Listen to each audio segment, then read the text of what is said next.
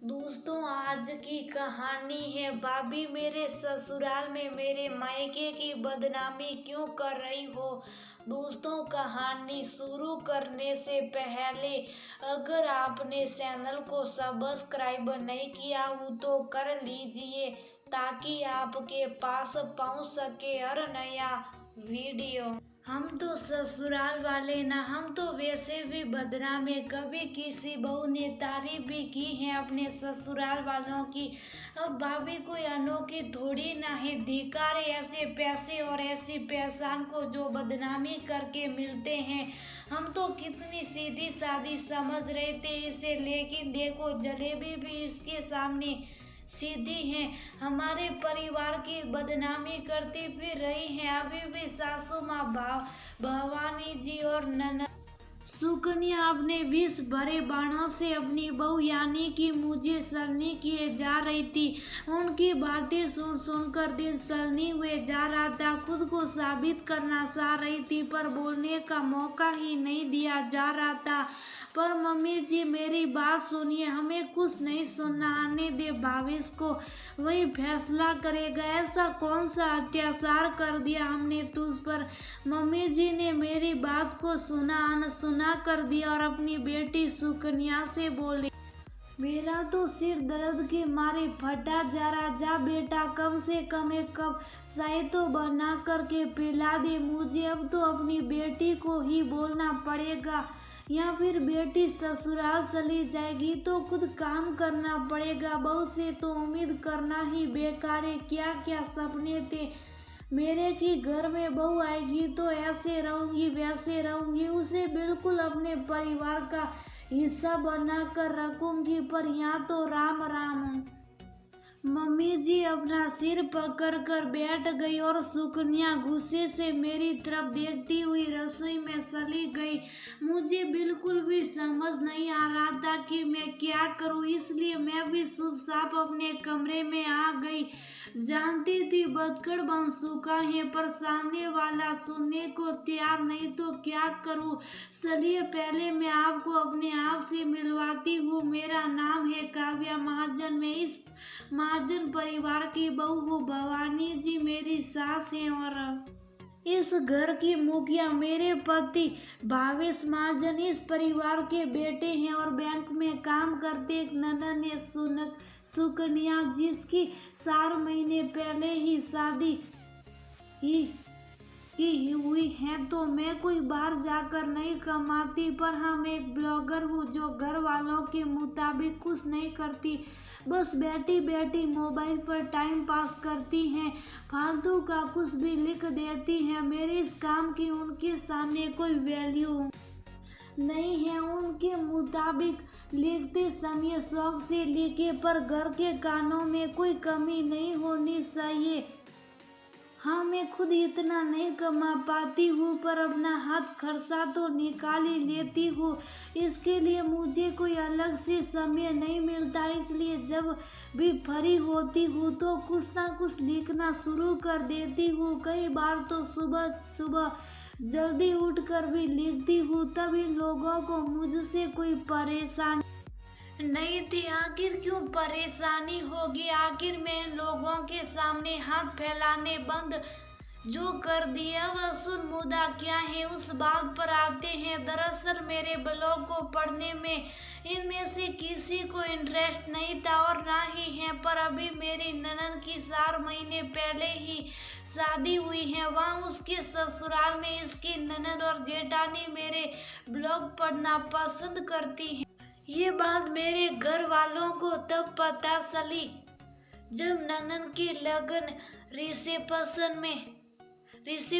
में हम लोग उनके यहाँ गए थे। वहाँ उसके ननद और जेठानी ने अपनी सभी सहेलियों से मुझे ये कहकर मिलवाया कि ये काव्या महाजन है, बहुत ही बढ़िया ब्लॉगर है, बहुत अच्छा ब्लॉगिंग करती हैं। हम तो इनकी सभी कहानियाँ पढ़ते हैं। वहाँ पर मुझे इतना भाव मिलता देखकर घर वाले हैरान थे, पर सबसे ज्यादा हैरान मेरी ननद और मेरी सास थी। उन्हें बिल्कुल उम्मीद नहीं थी कि मैं ऐसा भी कोई काम कर सकती हूँ जिससे मेरी अपनी एक नई पहचान बन सके। हालांकि फिर भी उन लोगों ने मुझे पढ़ने में कोई इंटरेस्ट नहीं दिखाया। हाँ, मेरे पति भावेश सबसे ज्यादा खुश हुए थे कि उनकी पत्नी की भी एक नई पहचान है। पर अभी पिछले महीने मेरा एक ब्लॉग कॉन्टेस्ट में जीत गया। उसके लिए सुकन्या की जेठानी और ननद ने स्पेशली मुझे फोन करके बधाई दी थी। साथ ही उनकी सहेलियों के भी मेरे पास फोन आने लगे, जिसे देखकर मम्मी जी खुश होने की जगह मुझे ही दो बातें सुनाने लगी। सुकन्या को पता चला तो फोन करके उसने सीधे मुझे ही सुना दिया, भाभी मेरे ससुराल वालों से बात करने की आपको क्या जरूरत है, मना नहीं कर सकती उन लोगों को कि आपको फोन ना करे।